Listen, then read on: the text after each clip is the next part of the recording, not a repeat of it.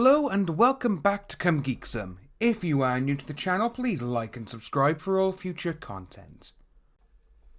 Ladies and gentlemen, here we are. We have the Monica Rial and Ronald Toye motion to dismiss pursuant to the Texas Citizens Participation Act. So we have their TCPA.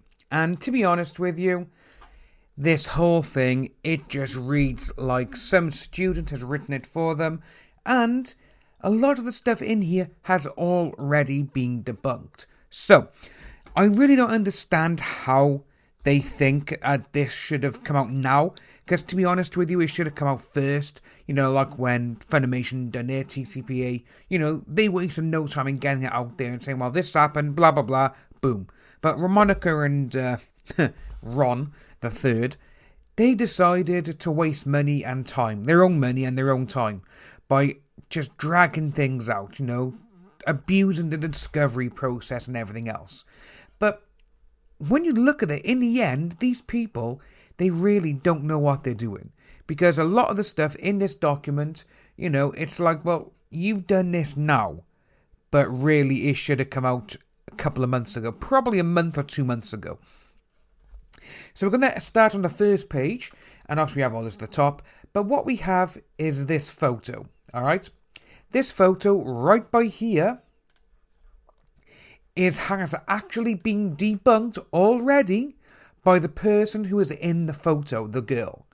She has said, because there's a story that went out with it, and none of it actually happened. They've used it, and they put their own fake story to it. And it's like, now they've put it into a document where this girl, she probably will get in touch and say, stop it, get rid of my photo, that never happened.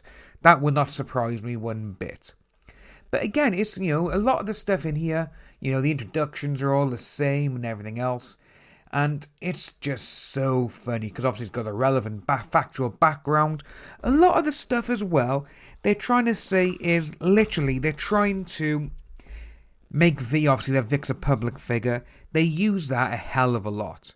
He's a public figure, he's a public figure this, he's a public figure that. But just so much stuff in it. Is 529 pages, alright? And in this 529 pages, they've taken a lot of stuff from Twitter. A lot of stuff. There's stuff from Facebook, there's stuff from Anime News Network, surprise, surprise. And they've even got Vic's whole deposition, and it's out there, obviously in text form and all that. And these people, obviously, they've done all this, and they're like, oh, look, he said this. But you're taking out of context, because this is what you kick Vic do. Monica has come out and said that they've already won because of this. It's like, actually, I really don't know where you think you've got the idea that you've won.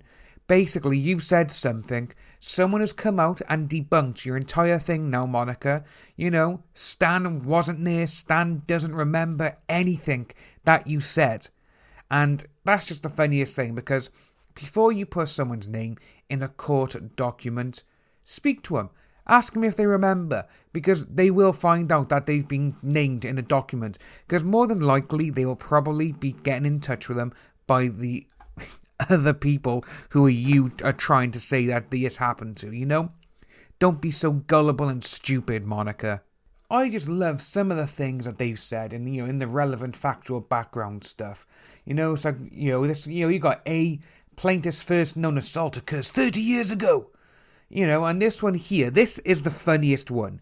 Because, again, this is the first, as they call it, factual background. And his plaintiff's first known assault occurs 30 years ago. Plaintiff graduated from Liberty University in 1986, taking his first job at Trinity Christian Academy, leaving after 1 year. He also had some relationship with Lynchburg Christian Academy in 1989, where he paid special attention to one of his students. But this person has come out and, this person was on Twitter saying, oh, this happened. But it turned out the photos actually used were photoshopped, and the academy itself came out and said, yeah, we don't know, Vic, he was never here. So it's like, what are you doing? And this is also the thing where Vic even said in his own deposition that he was never there.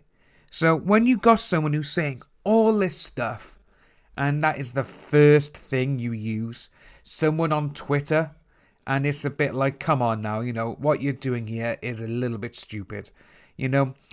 When the actual academy comes out and says, yeah, Vic never worked with us, he never done any productions for us, so I don't know where this person is coming from. And I believe it was even in Extreme. It was a couple of 100 miles away when all this happened, So straight off the bat, that's the first question they try and use and try and get to get to Vic. Which, when you look at it, it's like, come on. With that one there, Toye will actually get in touch with the academy just so he can clarify it. And he will have, obviously, it'll be all professional. And it will actually be on a court document this time. So we have it there that Vic wasn't even there. But when you use that as your first one, it's just like, what the hell are you doing? And it just carries on. Plaintiff spends 20 years cloaking himself in the guise of a Christian actor and musician. This person is far from the truth. And is saying, going over there, 350 actor credits to his name. He attends approximately 35 to 40 cons every year. His verified Twitter account is over 113,000. And it's like, well, yeah, so you're saying all this. Monica, you got thousands of followers on Twitter. Again, some of the stuff that you have here, I hope you do know that Toye will get in touch with a lot of these people. Because, again, you just put people here, like, oh yeah, so security officer said this, security officer said that. Well, you know that they will be in touch. You do know this, don't you? It's almost like, again, it's like how it's gone on Twitter. They think is, oh yeah, we'll just put something on Twitter, people will believe us, no one will bother to check. But they will, Monica. They do check. And, they go on here saying that, those who work with him behind the scenes describe him as a prima donna who uses his celebrity to pursue younger women. And, a plaintiff says he has a history, which he denies, of bans or being asked not to come back to conventions. As far as I know, all these conventions, they've only stopped this year because of you and your tweets. Where, again, with Stan, you said something happened to you in a hotel room. And all of a sudden, you're saying Stan knocked on the door and stopped it. But he's like, no, never even knew that happened. Wasn't even there. Didn't even go to the hotel rooms. So, again, when you have someone who comes out and says that you're lying, this 529-page TCPA is just a pile of shit. That is it. Because it goes down right by here. Again, moreover, eyewitness accounts.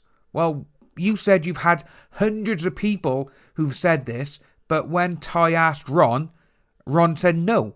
Ron acted like a little child. So, when you say stuff like this, and then you refuse to say it when you're under oath, that just goes to show you're lying and you have no evidence. But again, you people know better. You think that you've won. Yes, we've won. But no, you haven't. This is going to fall back and sting you in the bum really, really bad.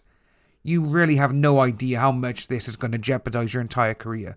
And you, Ronald, who happens to have a brand new job now. So it's a little bit weird why you are asking a convention to say, oh, can we sponsor you? Or maybe next year. But maybe that was just a ploy. Maybe you only said that so you could get in and tell them not to hire Vic. No one's thought of that yet, see? Because, again, for all we know, you may have had this other job lined up for a while. But, again, these things happen, don't they? So we're going to go down to number D, which is Plaintiff Assault Monica Rial, 2007. So, this is it, where you say it was at IzumiCon in Oklahoma City, where Vic invited Rial to his room to watch a video. As Rial was distracted by the video, Vic grabbed her by the arms and began aggressively kissing her, pushed her onto the bed, climbed on top and continued to aggressively kiss her while holding her down. But then, again, notably, this is the same tactic a plaintiff employed in 1989. So, but I actually like how you actually don't say anything about Stan in this little part, when this is supposedly the part that happened.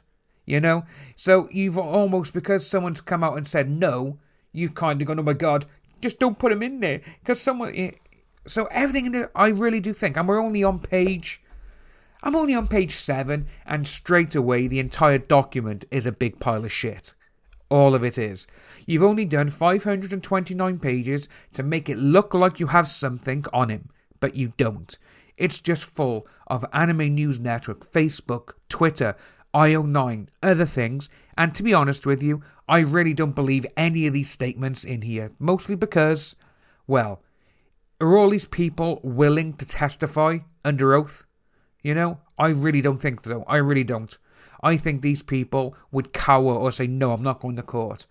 You know, this is what, and you know, I really don't think these people exist either. Because you've got someone by here, which it says about Cara Edwards. Plaintiff's assault of Miss Rial is similar to plaintiff's attempt to have this with voice actor Cara Edwards in 2009 and then again in 2010 at the ShadowCon convention in Tampa, Florida, where the video has come out and Cara Edwards is the one who instigates everything first. But then she came out and said, oh no, it wasn't that one, there's another one where no one was filming. That's a bit convenient, isn't it? You know, it's just a bunch of, it's just so much full of shit. All of this is. And to be honest with you, Monica, I really do hope that you lose your job. Ron, I hope you get because everything that you lot are doing is wrong. You know, at least Funimation's lawyer and Jimmy Markey's lawyer has a little bit of common sense. You've hired someone who doesn't know anything, and you're just doing all this to get yourself attention.